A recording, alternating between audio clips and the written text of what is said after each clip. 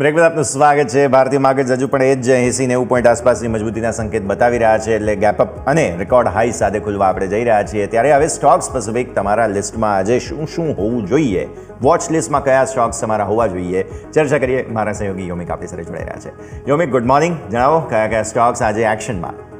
Good morning. Yes, પણ સ્ટોકને જણાવો એ પ્રમાણે પહેલાં તો તમે જેમ વાત કરી કે આજે આપણને 25,000નો આંકડો જોવા મળવાનો છે, અને જે આંકડો છે ખરેખરમાં આપણે એક સેલિબ્રેશન કહી શકાય, કારણ કે 23,000થી 25,000ની આજે જર્ની હતી. એમાં ખાસ કરીને જે વિદેશી રોકાણકારો નહીં, પરંતુ આપણા જે ડીઆઈઆઈ અને જે રિટેલ ઇન્વેસ્ટરો છે એ લોકોનો જે જુસ્સો આપણને જોવા મળ્યો છે, અને એ લોકોનો જે વિશ્વાસ અને ફાઇનાન્શિયલ અવેરનેસ જે જોવા મળી છે, એના કારણે આજે આપણને એક 25,000નો આંકડો આપણને પાર કરતો જોવા મળશે. તો એક ઘણી એવી સારી એવી વાત છે.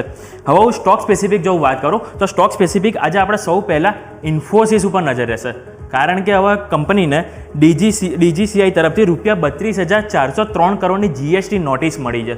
અને આ એક સ્વાભાવિક છે કે આના કારણે આપણને એક નેગેટિવ અસર જોવા મળશે, પરંતુ કંપનીએ એવું કહ્યું કે આજે નોટિસ મળી છે સ્પેસિફિક જુલાઈ 2017થી જે માર્ચ મહિનાથી લઈને 2022 સુધીના આમને એક નોટિસ મળી છે.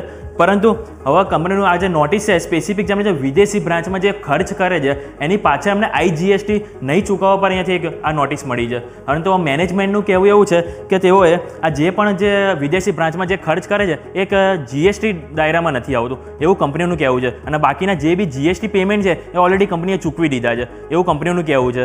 પરંતુ આજે સ્વાભાવિક છે કે કંપનીનો જે એડીઆર છે એ 2% નેગેટિવ છે, એટલે આજે આપણને ઓપનિંગ ફેરી આમાં એક નેગેટિવ અસર જોવા મળી શકે છે. એટલે ઇન્ફોસિસ સૌ પહેલાં તમારા ધ્યાન પર રહેશે.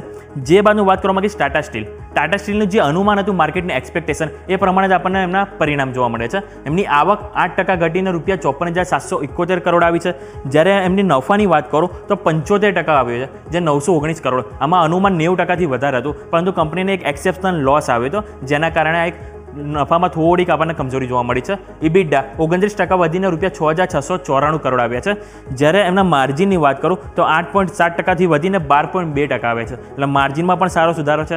અને કંપનીના ભારતીય બિઝનેસમાં આપણે લાસ્ટ ટાઈમ પણ જોયું હતું ક્વાર્ટરમાં કે સારો એવો સુધારો છે. આ ફેરી પણ ભારતીય બિઝનેસમાં ઓપરેશનલી સારું જોવા મળ્યું છે, પરંતુ યુરોપમાં પણ આ ફેરી સારું ઇમ્પ્રુવમેન્ટ જોવા મળ્યું. અને ખાસ કરીને નેધરલેન્ડમાં કંપનીનો કારોબાર જે ખોટમાં હતો એમાંથી એવો નફામાં આવ્યો છે, જે એક સારી બાબત છે. અને જે ઘરેલું ઇબિડાની વાત કરીએ, ઘરેલું ઇબિડા પર ટન 15,970 પર ટન હતું, જે ઘટીને 13,667 પર ટન જોવા મળી છે.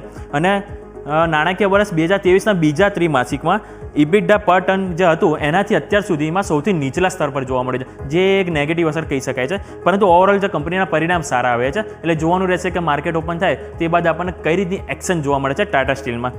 જે બાદ કોલ ઇન્ડિયાના બહુ ઘણા સારા પરિણામ આવ્યા છે.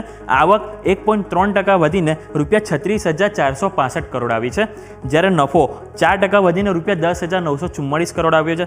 ઇબિડા 6% વધીને ₹14,339 કરોડ આવ્યા છે, અને માર્જિન કંપનીના 37.7% હતા, જે વધીને 39.3% આવે છે. જે બાદ બેંક ઓફ બરોડા તમારે નજર પર રહેવું છે. કંપનીએ સારા એવા પરિણામ ડિલિવર કર્યા છે. એનઆઈઆઈ એટલે કે વ્યાજની આવક 6% વધીને 11,600 કરોડ, નફો 10%થી ગ્રોથ કર્યો છે. હવે કંપનીને એસેટ ક્વોલિટીની વાત કરું તો એમાં ઓલમોસ્ટ ફ્લેટ જોવા મળ્યો, કોઈ ખાસ ફેરફાર જોવા નથી મળ્યા. ગ્રોસ એનપીએની વાત કરું જે કંપનીના 2.92% હતા, જે ઘટીને 2.88% થયા છે, પરંતુ નેટ એનપીએમાં મામૂલી વધારો થયો છે, જે 0.68%થી વધીને 0.69 આવ્યા છે. અને જે કંપનીના પ્રોવિઝન 1947 કરોડ હતા, જે ઘટીને 1,011 કરોડ આવ્યા છે. એટલે આ ઓવરઓલ વાત થઈ બેંક ઓફ બરોડાના. જે બાદ જેકે સિમેન્ટ પણ તમારા એક્શન જોવા મળી શકે છે. કંપનીના પહેલા ત્રિમાસિકમાં આવક 11.5% ઘટીને 1,444 કરોડ આવી છે, અને નફામાં કોન્ટ્રા જોવા મળી છે. 108%નો વધારો થયો છે, જે ₹156 કરોડ બતાવે છે. એટલે હવે જોવાનું રહેશે કે અહીંયા માર્કેટ આને કઈ રીતે ડિલિવર કરે છે નંબરને. જે બાદ ફિનિક્સ મિલ્સમાં એક એક્શન જોવા મળશે, કારણ કે આવક એમની 12% વધીને ₹904 કરોડ આવી છે, નફો 3% ઘટ્યો છે. અહીંયા પણ આવક અને નફામાં કોન્ટ્રા જોવા મળ્યું છે, પરંતુ કંપનીએ એક ઉપર એક બોનસ શેરની જાહેરાત કરી છે. એટલે આ સ્પેસિફિક જે જાહેરાત થઈ છે એના કારણે આજે આપણને મોટી એક્શન જોવા મળી શકે છે ફિનિક્સ મિલ્સમાં. જે બાદ પ્રેસ્ટીજ એસ્ટેટમાં કંપનીનો નફો ખાલી ઘટ્યો છે, પરંતુ ઓવરઓલ નંબર સારા આવે છે. નફો 3.4% ઘટીને 307 કરોડ આવ્યો છે. આવક 10.8% વધીને ₹1,862 કરોડ. ઇબિડા 51.2% ગ્રો કર્યા છે, અને માર્જિન 31.3% હતા, જે વધીને 42.8% આવે છે. એટલે ઓવરઓલ નંબર કંપનીના સારા આવે છે એક્સેપ્ટ પ્રોફિટ. હવે માર્કેટમાં આજે શું ખાસ છે કે કઈ ઇવેન્ટ છે કે જેની ઉપર ખાસ તમારે નજર રહેવી જોઈએ. તેમાં સૌ પહેલાં કે આજે ગુરુવાર છે એટલે કે આજે નિફ્ટીની વીકલી એક્સપાયરી છે, જેની ઉપર તમારે નજર રહેવી જોઈએ.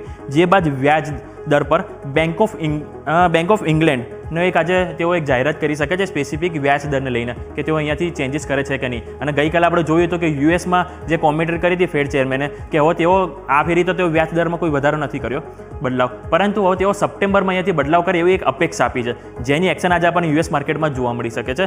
પરંતુ હવે આજે બીજો એક યુએસના જોબલેસ ક્લેમ આંકડા આજે આવશે, એની ઉપર તમારે નજર રહેવી જોઈએ. અને જુલાઈના આપણા ભારતના જુલાઈના ઓટોના આંકડા આજે આવશે, એટલે એક આજે ઓટો કંપની છે અને આખું ઓટો ઇન્ડેક્સ આજે આપણને એક્શનમાં જોવા મળી શકે છે. જે બાદ નિફ્ટીના જે 5 કંપનીના જે પરિણામ આવશે કે જેમાં સૌપ્રથમ Adani enterprise, Adani ports, ITC, Sun Pharma અને ટાટા મોટર્સ આ દરેક કંપનીના પહેલા ત્રિમાસિકના પરિણામ આવશે, એટલે આ દરેક ઉપર તમારી નજર હોવી જોઈએ. સાથે વાયદા બજારની પણ કંપનીના પરિણામ આવવાના છે. આદિત્ય બિરલા કેપિટલ, ડાબર ઇન્ડિયા અને એસ્કોટ આ 3 કંપનીના પરિણામ આવશે. આ ત્રણેય કંપની છે કે જેમાં તમારે આજે એક નજર રાખવી જરૂરી છે, અને દરેક છે કે સ્ટોક જેમાં તમને મોટી એક્શન જોવા મળી શકે છે. તો આ દરેક સ્ટોક છે કે જેમાં આજે તમારે નજર રાખવી જરૂરી છે. O2ES. ઓકે, તો વ્યૂ આ પ્રમાણે અહીંયાથી ખાસ બનતો જોવા મળી રહ્યું છે, નજર રાખવાની રહેશે. આભાર યોમિક આપનો અમારી સાથે જોડાવા માટે અને આ સમગ્ર અપડેટ માટે થઈને. આવો ભારતીય માર્કેટ્સ જે છે તે ખાસ તૈયાર છે, થોડી મજબૂતી હજુ પણ યથાવત ઇન્ટેક્ટ છે, નજર રાખીશું. આવો બ્રેકનો સમય થયો છે, બ્રેક બાદ ફરી એકવાર અમારી આ રજૂઆત આગળ વધારીશું.